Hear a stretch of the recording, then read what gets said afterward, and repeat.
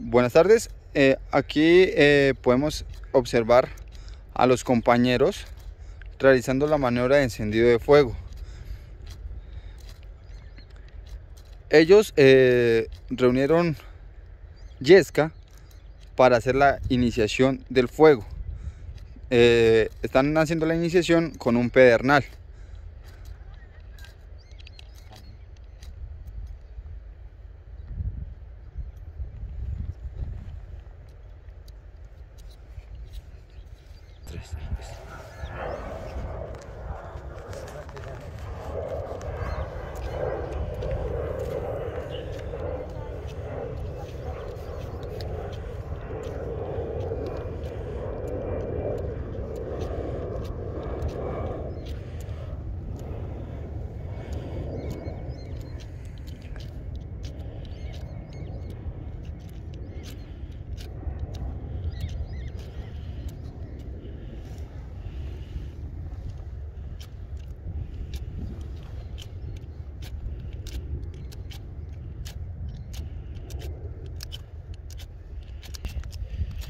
Como podemos ver, han logrado prender fuego para permutar esta noche en el campo abierto.